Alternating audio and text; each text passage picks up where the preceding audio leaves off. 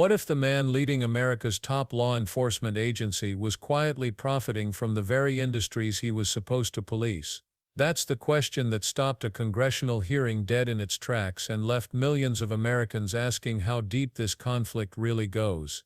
Because when Congressman Joe Neguse pressed FBI Director Kash Patel under oath, what seemed like a simple ethics inquiry suddenly turned into something far more revealing, a glimpse into how accountability in Washington quietly dies behind polite smiles and rehearsed talking points. To provide more information regarding the investigation with respect to the horrific assassination of Mr. Kirk. And so, in that same vein, I'm hoping you can provide this committee and my constituents in Colorado with some clarity. Absolutely. I think, as my colleagues know, in Evergreen, Colorado, Jefferson County, a county that I proudly represent, at Evergreen High School, a shooter ultimately injured. 2 students were praying for their swift recovery. There's an article here from Colorado Public Radio. The title is, quote, "FBI was already investigating an account that may have been linked to the Evergreen shooter." You're familiar with the circumstances generally, Director, regarding this terrible tragedy. Yes.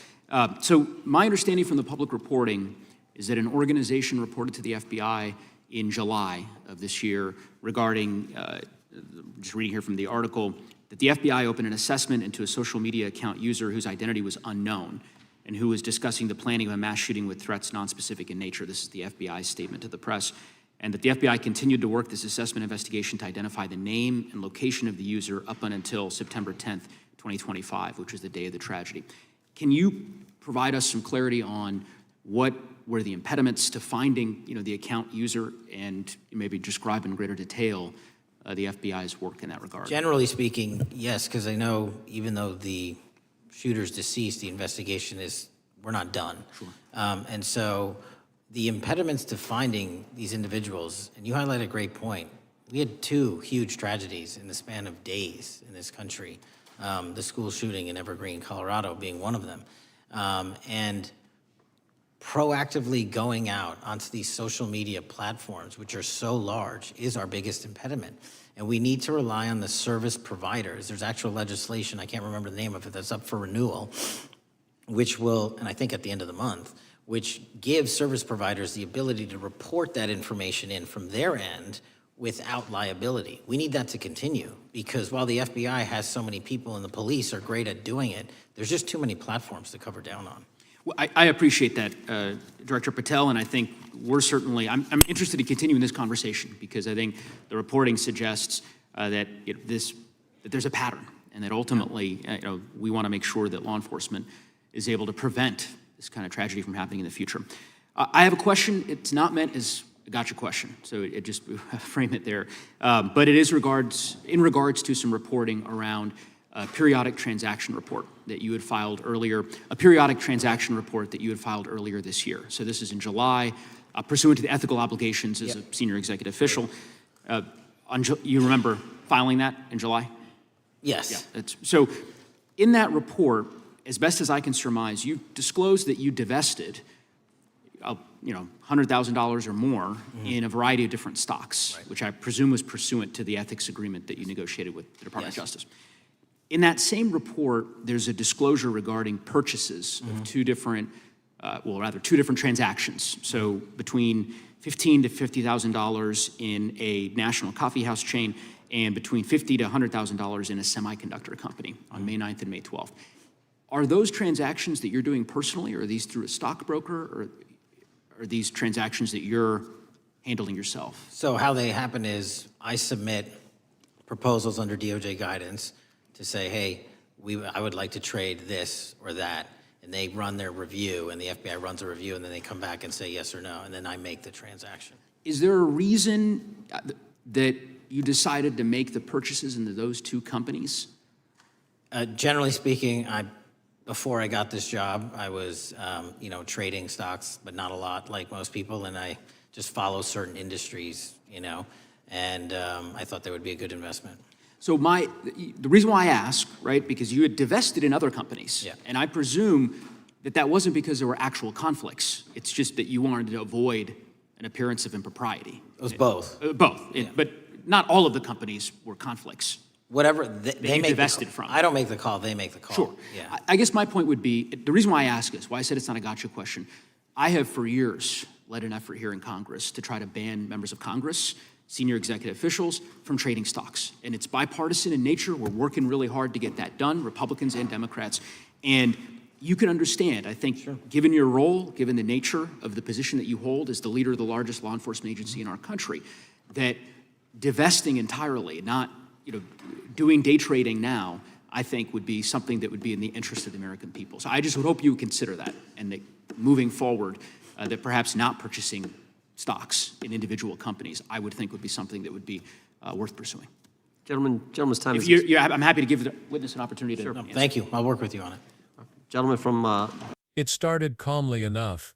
Neguse wasn't shouting or grandstanding. He was deliberate, polite, and almost surgical in his tone, the kind of calm that makes the person across the table nervous. Patel sat there looking confident, ready to answer standard questions about FBI policy. But Neguse wasn't there for policy, he was there for truth, and when he started asking about the Evergreen High School shooting, a tragedy that shook Colorado to its core, Patel's confidence started to crack, because as it turned out, the FBI knew something before that tragedy happened. They'd already been investigating an anonymous online account that had talked about planning a mass shooting. The problem, they never found out who it was before lives were lost. Patel admitted it, openly. The Bureau was working on it, he said. They'd tried to track the account, but with thousands of online threats and limited cooperation from social media companies, they couldn't keep up. To the public, that explanation might sound reasonable, but to parents who sent their kids to school that morning expecting them to come home, it's devastating. How can the world's most powerful law enforcement agency, armed with surveillance tools, cyber units and AI-driven tracking, fail to locate one account planning an act of violence? Neguse didn't need to say it aloud. The look on his face said enough. This wasn't about resources, it was about priorities. And right when Patel thought he was through the toughest part of the exchange, Neguse shifted gears. The tone changed instantly, the empathy vanished. Now it was about Patel, not his agency. Neguse leaned in and brought up something few expected, a financial disclosure Patel filed earlier that year. It was public record, easy to overlook, but loaded with meaning. It showed that while Patel had divested from some holdings as part of his ethics agreement, he'd also made new stock purchases, between $50,000 and $100,000 in a semiconductor company, and tens of thousands more in a national coffee chain. Perfectly legal on paper. But morally, that was another story. Neguse's tone was measured, almost cautious. This isn't a gotcha question, he said. But Patel knew what was coming, because when you're the director of the FBI, the person responsible for investigating financial crimes, national security threats, and cyber espionage, and you're personally trading in industries your agency directly monitors, that's not just a bad look, that's a flashing red light. Patel insisted everything had been reviewed by DOJ ethics officers. He followed procedure, filled the forms, got approval, but that wasn't the point. Neguse wasn't asking about rules, he was asking about judgment, about trust. Patel tried to sound composed. He said he'd traded stocks long before he got the job, that these were normal investments, but Neguse wasn't buying it. Because when the head of an agency like the FBI trades semiconductor stocks, an industry tied to cybersecurity, global trade and national defense, it doesn't just raise eyebrows, it raises questions about whose interests are being protected, the nation's or his own. Reports claim some within the Department of Justice had quietly expressed discomfort with Patel's frequent trade requests. They weren't illegal, but they sent the wrong message, that even those meant to enforce the rules could bend them when it suited them. Neguse's voice stayed steady, but his words cut deep. He reminded Patel that he'd been leading a bipartisan push to ban members of Congress and senior executive officials from trading individual stocks altogether. Not just Democrats, not just Republicans, everyone. Because when public servants play the market, faith in government collapses. Neguse's message was clear. It's not about legality, it's about integrity. It's about whether Americans can look at their leaders and believe they're making decisions for the country, not their own portfolio. Patel's response was a masterclass in bureaucratic deflection. He repeated that every transaction was cleared by ethics officials, that he didn't personally manage the trades, that it all went through review. But to anyone listening, it sounded hollow.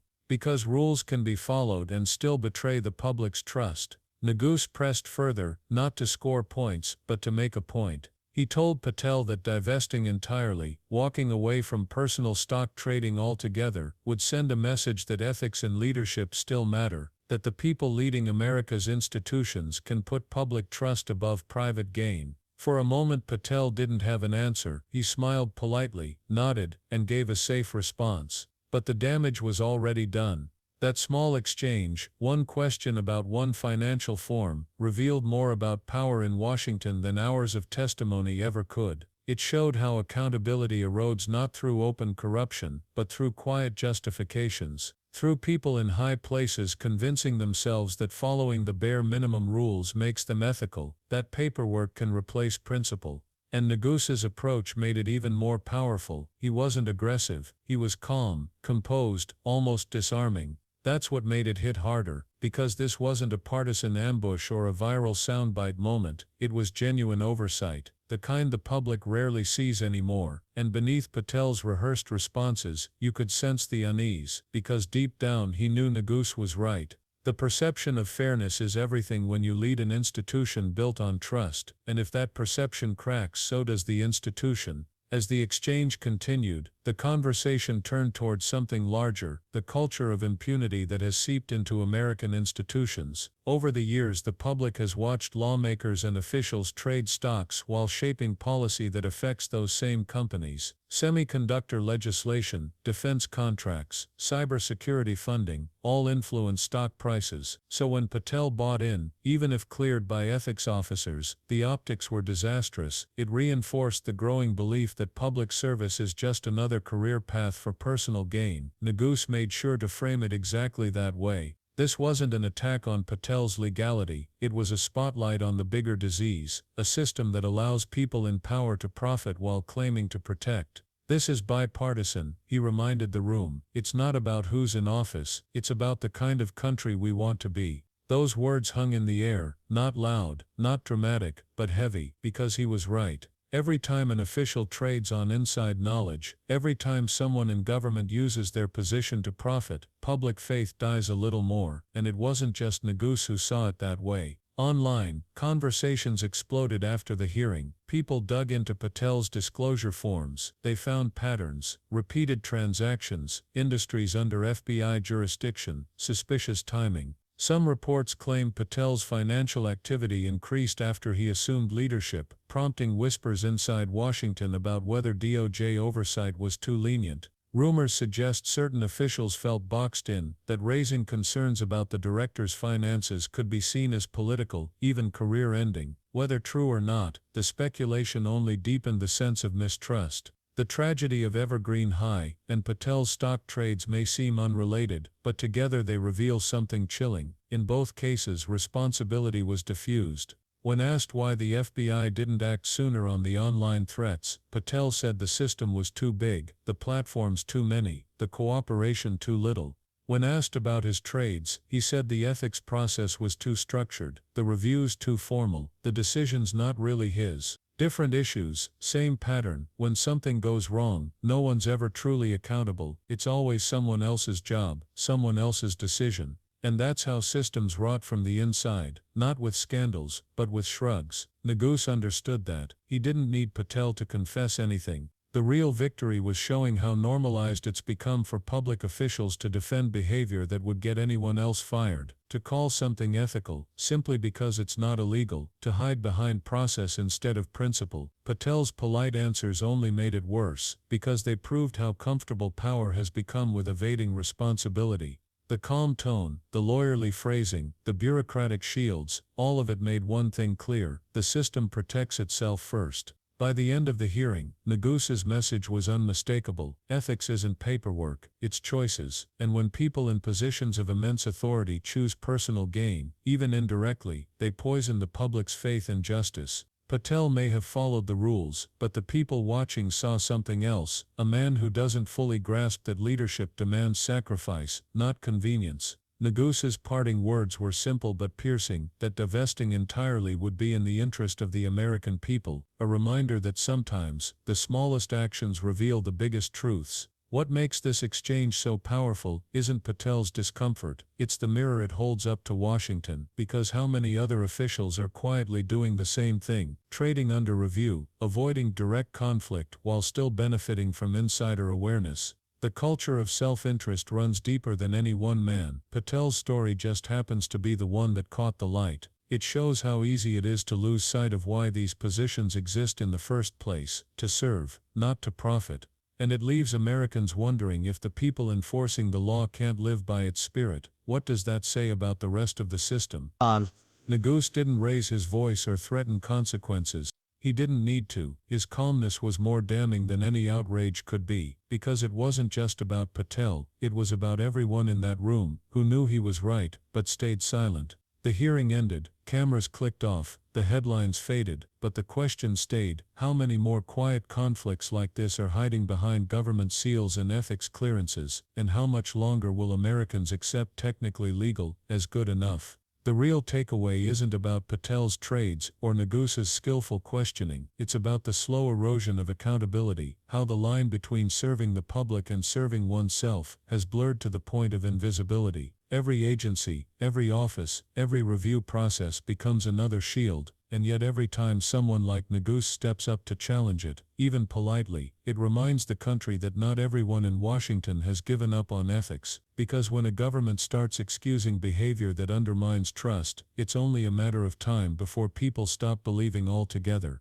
Neguse's exchange with Patel wasn't just about one man's portfolio, it was a wake-up call, a reminder that trust isn't built through memos or legal clearances, it's built through choices that show integrity matters more than money, and that's what makes this moment worth remembering, not because of the tension or the politics, but because it showed that even in the heart of Washington, there are still people willing to ask the uncomfortable questions, the kind that make powerful men squirm. The kind that remind us democracy doesn't survive on laws alone, it survives on accountability, on the willingness to hold even the highest officials to the same standards as everyone else. So if you believe ethics and accountability still matter, if you think public service should mean serving the people, not personal profit, hit that like button, share this video, and subscribe. Because democracy doesn't defend itself, it relies on people who care enough to keep watching, keep questioning, and keep demanding better. The system may try to protect itself, but the truth always finds a way to break through.